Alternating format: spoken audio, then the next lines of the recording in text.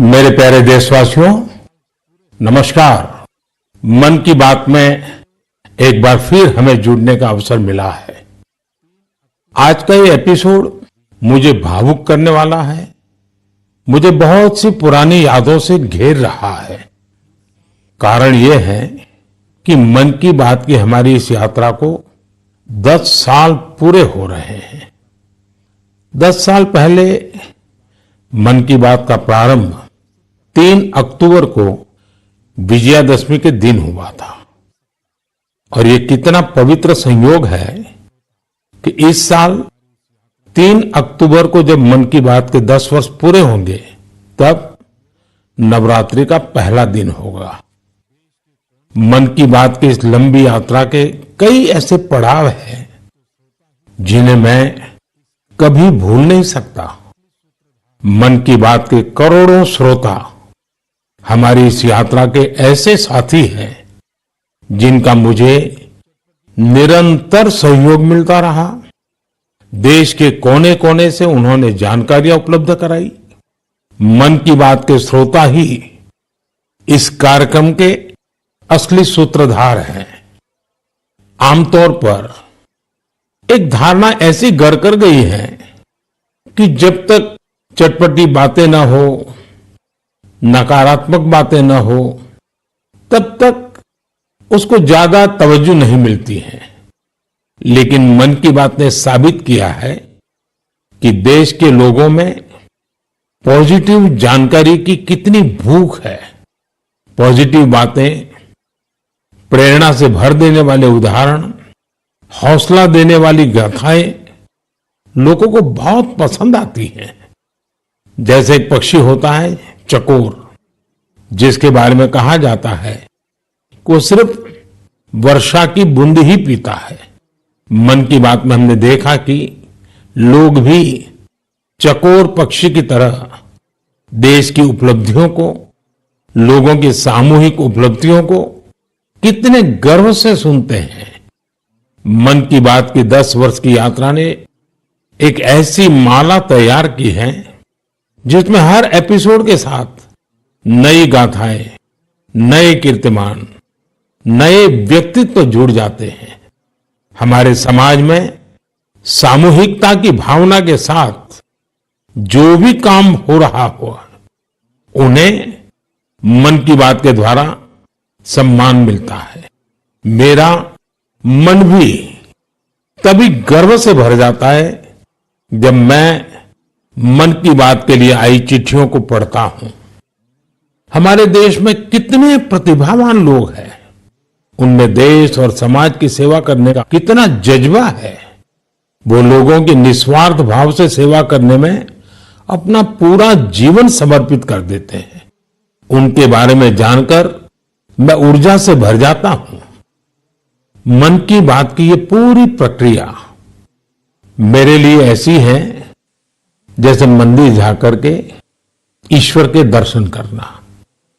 मन की बात की हर बात को, हर घटना को, हर चिट्ठी को मैं याद करता हूं, ऐसा लगता है कि मैं जनता जनार्दन, जो मेरे लिए ईश्वर का रूप है, मैं उनका दर्शन कर रहा हूं।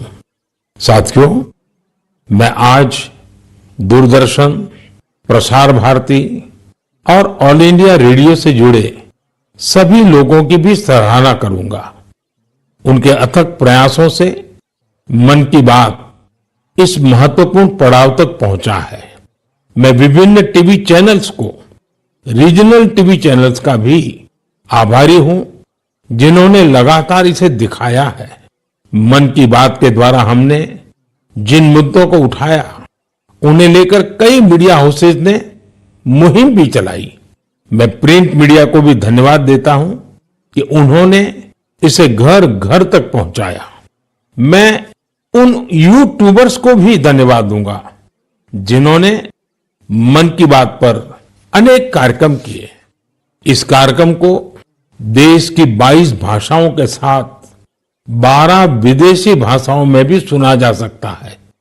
मुझे अच्छा लगता है जब लोग ये कहते हैं कि उन्होंने मन की बात कार्यक्रम को अपनी स्थानीय भाषा में सुना। आप में से बहुत से लोगों को ये पता होगा कि मन की बात कार्यक्रम पर आधारित एक क्विज कंपटीशन भी चल रहा है, जिसमें कोई भी व्यक्ति हिस्सा ले सकता है। mygov.in पर जाकर आप इस कंपटीशन में हिस्सा ले सकते हैं और इनाम भी जीत सकते हैं। आज इस महत्वपूर्ण पड़ाव पर मैं एक बार फिर आप सबसे आशीर्वाद मांगता हूं। पवित्र मन और पूर्ण समर्पण भाव से मैं इसी तरह भारत के लोगों की महानता के गीत गाता रहूं। देश की सामूहिक शक्ति को हम सब इसी तरह सेलिब्रेट करते रहें, यही मेरी ईश्वर से प्रार्थना है, जनता जनार्दन से प्रार्थना है।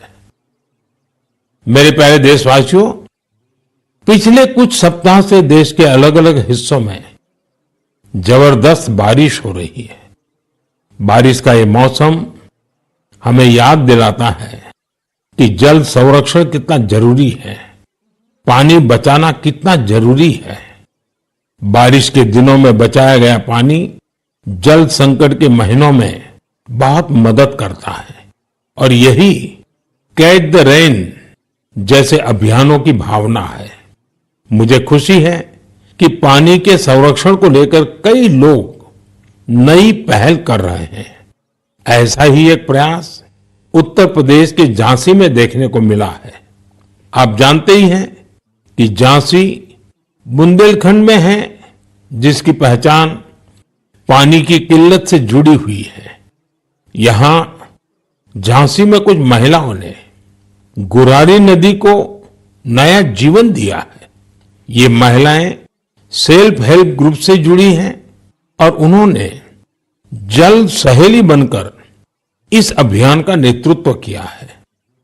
इन महिलाओं ने मृतप्राय हो चुकी गुरारी नदी को जिस तरह से बचाया है, उसकी किसी ने कल्पना भी नहीं की होगी। इन जल सहेलियों ने बोरियों में बालू भरकर चेकडैम तैयार किया, बारिश का पानी बर्बाद होने से रोका और नदी को पानी से लबालब कर दिया। इन महिलाओं ने सैकड़ों जलाशयों के निर्माण और उनके रिवाइवल में भी बढ़ चढ़कर हाथ बटाया है। इससे इस क्षेत्र के लोगों की पानी की समस्या तो दूर हुई ही है, उनके चेहरों पर खुशियां भी लौट आई हैं। साथियों, कहीं नारी शक्ति जल शक्ति को बढ़ाती है, तो कहीं जल शक्ति भी नारी शक्ति को मजबूत करती है। मुझे मध्य प्रदेश के दो बड़े ही प्रेरणादायी प्रयासों की जानकारी मिली है। यहां डिंडोरी के रायपुरा गांव में एक बड़े तालाब के निर्माण से भूजल स्तर काफी बढ़ गया है। इसका फायदा इस गांव की महिलाओं को मिला। यहां शारदा आजीविका स्वयं सहायता समूह, इससे जुड़ी महिलाओं को मछली पालन का नया व्यवसाय भी मिल गया। इन महिलाओं ने फिश पार्लर भी शुरू किया है, जहां होने वाली मछलियों की बिक्री से उनकी आय भी बढ़ रही है। मध्य प्रदेश के छतरपुर में भी महिलाओं का प्रयास बहुत सराहनीय है। यहां के खौब गांव का बड़ा तालाब जब सूखने लगा, तो महिलाओं ने इसे पुनर्जीवित करने का बीड़ा उठाया। हरी बगिया स्वयं सहायता समूह की इन महिलाओं ने तालाब से बड़ी मात्रा में गाद निकाली। तालाब से जो गाद निकली, उसका उपयोग उन्होंने बंजर जमीन पर फूड फॉरेस्ट तैयार करने के लिए किया। इन महिलाओं की मेहनत से न सिर्फ तालाब में खूब पानी भर गया, बल्कि फसलों की उपज भी काफी बढ़ी है। देश के कोने कोने में हो रहे जल संरक्षण के ऐसे प्रयास पानी के संकट से निपटने में बहुत मददगार साबित होने वाले हैं। मुझे पूरा भरोसा है कि आप भी अपने आसपास हो रहे हैं ऐसे प्रयासों से जरूर जुड़ेंगे। मेरे प्यारे देशवासियों, उत्तराखंड के उत्तरकाशी में एक सीमावर्ती गांव है जाला। यहां के युवाओं ने अपने गांव को स्वच्छ रखने के लिए एक खास पहल शुरू की है। वे अपने गांव में धन्यवाद प्रकृति या कहें थैंक यू नेचर अभियान चला रहे हैं। इसके तहत गांव में रोजाना 2 घंटे सफाई की जाती है। गांव की गलियों में बिखरे हुए कूड़े को समेटकर उसे गांव के बाहर तय जगह पर डाला जाता है। इससे जाला गांव भी स्वच्छ हो रहा है और लोग जागरूक भी हो रहे हैं। आप सोचिए, अगर ऐसे ही हर गांव, हर गली, हर मोहल्ला अपने यहां ऐसा ही थैंक यू अभियान शुरू कर दें तो कितना बड़ा परिवर्तन आ सकता है। साथियों, स्वच्छता को लेकर पुडुचेरी के समुद्र तट पर भी जबरदस्त मुहिम चलाई जा रही है। यहां रम्या जी नाम की महिला माहे म्युनिसिपैलिटी और इसके आसपास के क्षेत्र के युवाओं की एक टीम का नेतृत्व कर रही है। इस टीम के लोग अपने प्रयासों से माहे एरिया और खासकर वहां के बीचेज को पूरी तरह साफ सुथरा बना रहे हैं। साथियों, मैंने यहां सिर्फ 2 प्रयासों की चर्चा की है, लेकिन हम आसपास देखें तो पाएंगे कि देश के हर किस हिस्से में स्वच्छता को लेकर कोई न कोई अनोखा प्रयास जरूर चल रहा है। कुछ ही दिन बाद आने वाले 2 अक्टूबर को स्वच्छ भारत मिशन के 10 साल पूरे हो रहे हैं। यह अवसर उन लोगों के अभिनंदन का है जिन्होंने इसे भारतीय इतिहास का इतना बड़ा जन आंदोलन बना दिया। ये महात्मा गांधी जी को भी सच्ची श्रद्धांजलि है, जो जीवन पर्यंत इस उद्देश्य के लिए समर्पित रहे। साथियों, आज ये स्वच्छ भारत मिशन की ही सफलता है कि वेस्ट टू वेल्थ का मंत्र लोगों में लोकप्रिय हो रहा है। लोग रिड्यूस, रीयूज और रिसाइकल पर बात करने लगे हैं, उसके उदाहरण देने लगे हैं। अब जैसे मुझे केरला में कोझिकोड में एक शानदार प्रयास के बारे में पता चला। यहां 74 ईयर के सुब्रमण्यम जी 23,000 से अधिक कुर्सियों की मरम्मत करके उन्हें दोबारा काम लायक बना चुके हैं। लोग तो उन्हें रिड्यूस, रीयूज और रिसाइकल यानी RRR चैंपियन भी कहते हैं। उनके इन अनूठे प्रयासों को कोझिकोड सिविल स्टेशन, पीडब्ल्यूडी और LIC के दफ्तरों में देखा जा सकता है। साथियों, स्वच्छता को लेकर जारी अभियान से हमें ज्यादा से ज्यादा लोगों को जोड़ना है और ये अभियान किसी एक दिन का, एक साल का नहीं होता है। ये युगों युगों तक निरंतर करने वाला काम है। ये जब तक हमारा स्वभाव बन जाए स्वच्छता, तब तक करने का काम है। मेरा आप सबसे आग्रह है कि आप भी अपने परिवार, दोस्तों, पड़ोसियों या सहकर्मियों के साथ मिलकर स्वच्छता अभियान में हिस्सा जरूर लें। मैं एक बार फिर स्वच्छ भारत मिशन की सफलता पर आप सभी को बधाई देता हूं। मेरे प्यारे देशवासियों, हम सभी को अपनी विरासत पर बहुत गर्व है और मैं तो हमेशा कहता हूं, विकास भी, विरासत भी। यही वजह है कि मुझे हाल की अपनी अमेरिका यात्रा के एक खास पहलू को लेकर बहुत सारे संदेश मिल रहे हैं। एक बार फिर हमारी प्राचीन कलाकृतियों की वापसी को लेकर बहुत चर्चा हो रही है। मैं इसे लेकर आप सबकी भावनाओं को समझ सकता हूं और मन की बात के श्रोताओं को भी इस बारे में बताना चाहता हूं। साथियों, अमेरिका की मेरी यात्रा के दौरान अमेरिकी सरकार ने भारत को करीब 300 प्राचीन कलाकृतियों को वापस लौटाया है। अमेरिका के राष्ट्रपति बाइडेन ने पूरा अपनापन दिखाते हुए डेलावेयर के अपने निजी आवास में इनमें से कुछ कलाकृतियों को मुझे दिखाया। लौटाई गई कलाकृतियां टेराकोटा, स्टोन, हाथी के दांत, लकड़ी, तांबा और कांसे जैसी चीजों से बनी हुई है। इनमें से कई तो 4000 साल पुरानी है। 4000 साल पुरानी कलाकृतियों से लेकर 19वीं सदी तक की कलाकृतियों को अमेरिका ने वापस किया है।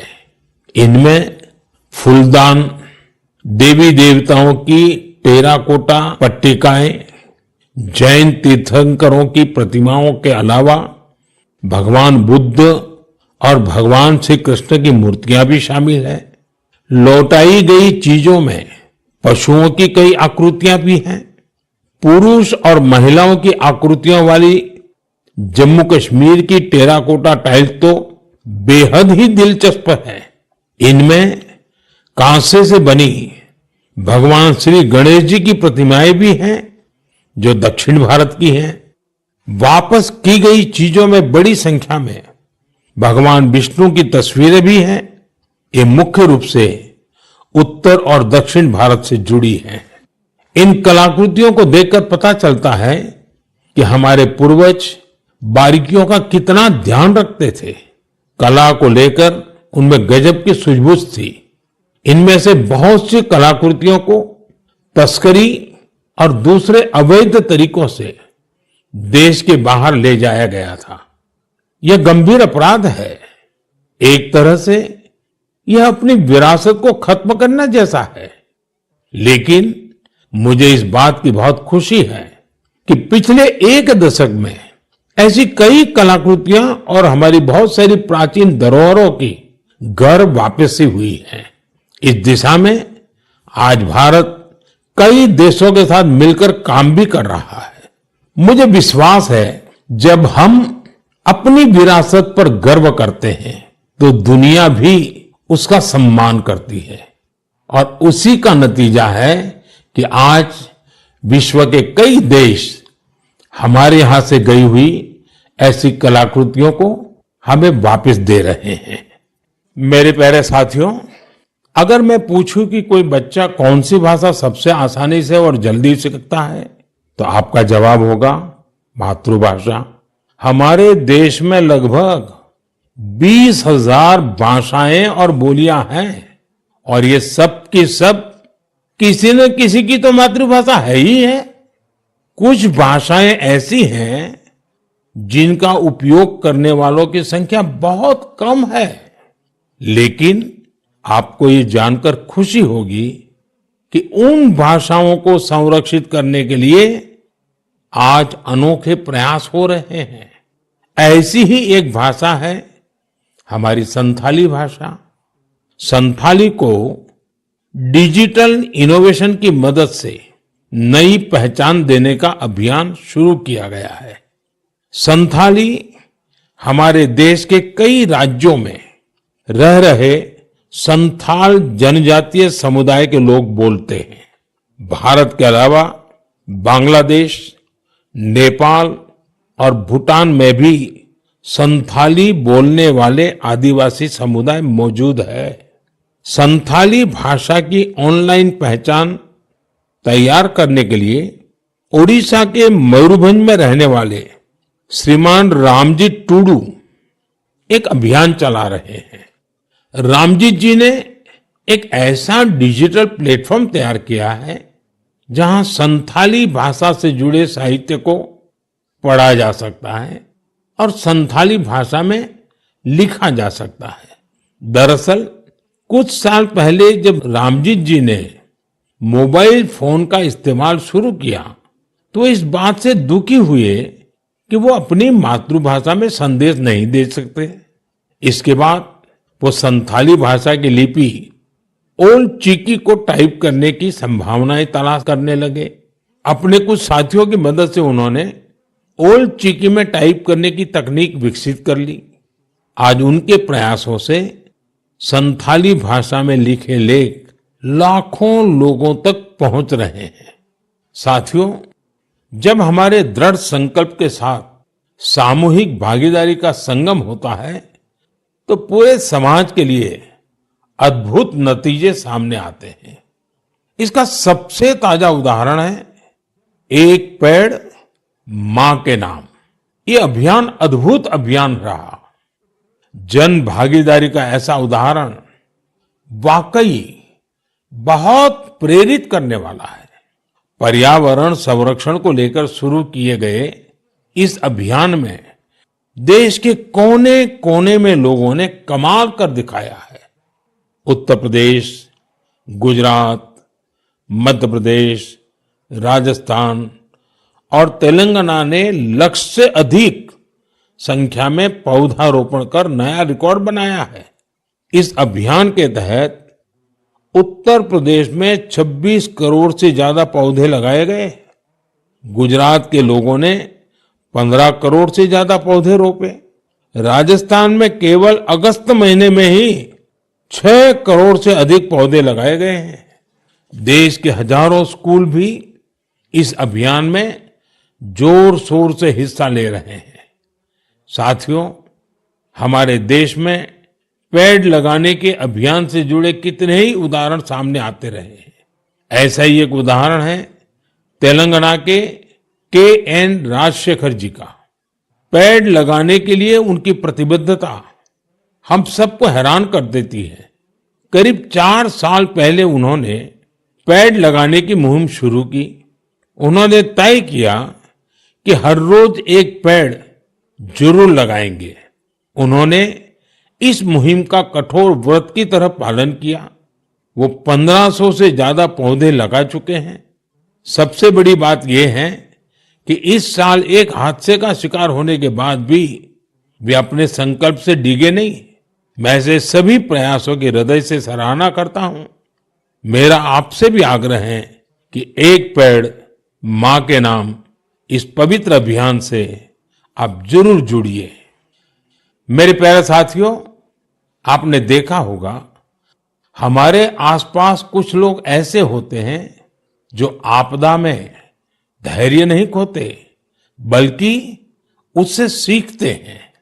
ऐसी ही एक महिला है सुभाश्री, जिन्होंने अपने प्रयास से दुर्लभ और बहुत उपयोगी जड़ी बूटियों का एक अद्भुत बगीचा तैयार किया है। वो तमिलनाडु के मदुराई की रहने वाली हैं। वैसे तो पेशे से वो एक टीचर है, लेकिन औषधीय वनस्पतियां, मेडिकल हर्ब्स के प्रति उन्हें गहरा लगाव है। उनका ये लगाव 80 के दशक में तब शुरू हुआ जब एक बार उनके पिता को जहरीले सांप ने काट लिया। तब पारंपरिक जड़ी बूटियों ने उनके पिता की सेहत सुधारने में काफी मदद की थी। इस घटना के बाद उन्होंने पारंपरिक औषधियों और जड़ी बूटियों की खोज शुरू की। आज मदुराई के वेरीचियूर गांव में उनका अनोखा हर्बल गार्डन है, जिसमें 500 से ज्यादा दुर्लभ औषधीय पौधे हैं।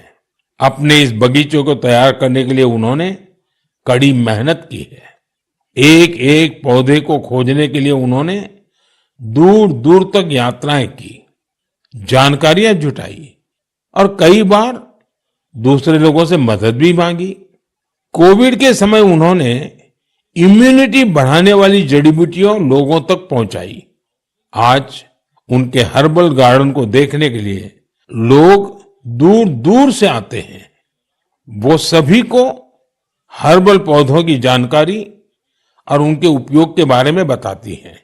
सुभाश्री हमारी उस पारंपरिक विरासत को आगे बढ़ा रही हैं, जो सैकड़ों वर्षों से हमारी संस्कृति का हिस्सा है। उनका हर्बल गार्डन हमारे अतीत को भविष्य से जोड़ता है। उन्हें हमारी ढेर सारी शुभकामनाएं। साथियों, बदलते हुए इस समय में नेचर ऑफ जॉब्स बदल रही है और नए नए सेक्टर्स का उभार हो रहा है, जैसे gaming, animation, reel making, film making या पोस्टर मेकिंग। अगर इनमें से किसी स्किल में आप अच्छा प्रदर्शन कर सकते हैं तो आपके टैलेंट को बहुत बड़ा मंच मिल सकता है। अगर आप किसी बैंड से जुड़े हैं या फिर कम्युनिटी रेडियो के लिए काम करते हैं तो भी आपके लिए बहुत बड़ा अवसर है। आपके टैलेंट और क्रिएटिविटी को बढ़ावा देने के लिए भारत सरकार का सूचना और प्रसारण मंत्रालय ने क्रिएट इन इंडिया इस थीम के तहत 25 चैलेंजेस शुरू किए हैं। ये चैलेंजेस आपको जरूर दिलचस्प लगेंगे। कुछ चैलेंजेस तो म्यूजिक, एजुकेशन और यहां तक कि एंटी पायरेसी पर भी फोकस्ड है। इस आयोजन में कई सारे प्रोफेशनल ऑर्गेनाइजेशन भी शामिल हैं जो इन चैलेंजेस को अपना पूरा सपोर्ट दे रहे हैं। इनमें शामिल होने के लिए आप wavesindia.org पर लॉगिन कर सकते हैं। देश भर के क्रिएटर से मेरा विशेष आग्रह है कि वे इसमें जरूर हिस्सा लें और अपनी क्रिएटिविटी को सामने लाएं। मेरे प्यारे देशवासियों, इस महीने एक और महत्वपूर्ण अभियान के 10 साल पूरे हुए हैं। इस अभियान की सफलता में देश के बड़े उद्योगों से लेकर छोटे दुकानदारों तक का योगदान शामिल है। मैं बात कर रहा हूं मेक इन इंडिया की। आज मुझे ये देखकर बहुत खुशी मिलती है कि गरीब, मध्यम वर्ग और एमएसएमईज को इस अभियान से बहुत फायदा मिल रहा है। इस अभियान ने हर वर्ग के लोगों को अपना टैलेंट सामने लाने का अवसर दिया है। आज भारत मैन्युफैक्चरिंग का पावर हाउस बना है और देश की युवा शक्ति की वजह से दुनिया भर की नजरें हम पर है। ऑटोमोबाइल्स हो, टेक्सटाइल्स हो, एविएशन हो, इलेक्ट्रॉनिक्स हो या फिर डिफेंस, हर सेक्टर में देश का एक्सपोर्ट लगातार बढ़ रहा है। देश में एफडीआई का लगातार बढ़ना भी हमारे मेक इन इंडिया की सफलता की गाथा कह रहा है। अब हम मुख्य रूप से 2 चीजों पर फोकस कर रहे हैं। पहली है क्वालिटी, यानी हमारे देश में बनी चीजें ग्लोबल स्टैंडर्ड की हों। दूसरी है वोकल फॉर लोकल, यानी स्थानीय चीजों को ज्यादा से ज्यादा बढ़ावा मिले। मन की बात में हमने hashtag my product my pride की भी चर्चा की है। लोकल प्रोडक्ट को बढ़ावा देने से देश के लोगों को किस तरह से फायदा होता है, इसे एक उदाहरण से समझा जा सकता है।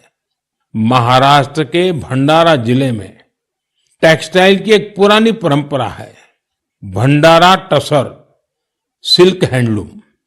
टसर सिल्क अपने डिजाइन, रंग और मजबूती के लिए जानी जाती है। भंडारा के कुछ हिस्सों में 50 से भी अधिक सेल्फ हेल्प ग्रुप इसे संरक्षित करने का काम में जुटे हैं। इनमें महिलाओं की बहुत बड़ी भागीदारी है।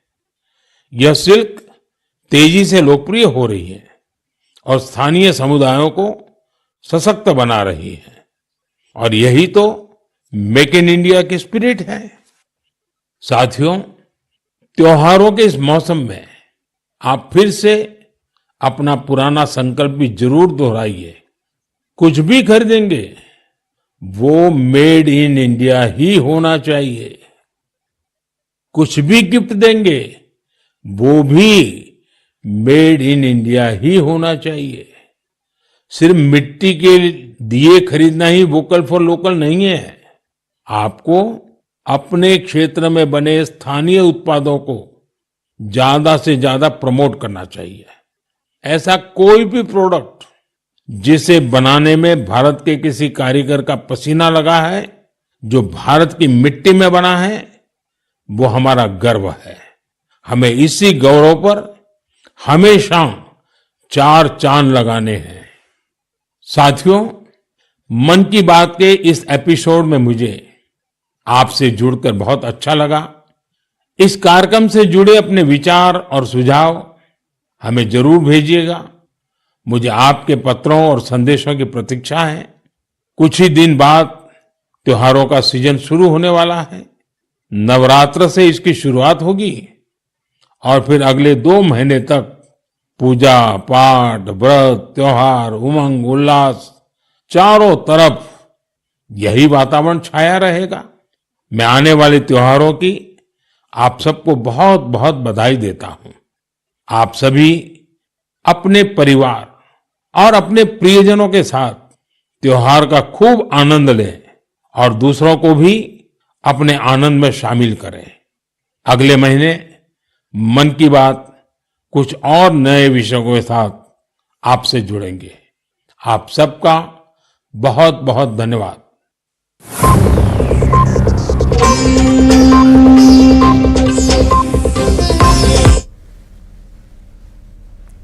और चलिए अब एक नजर सुपरफास्ट खबरों की ओर।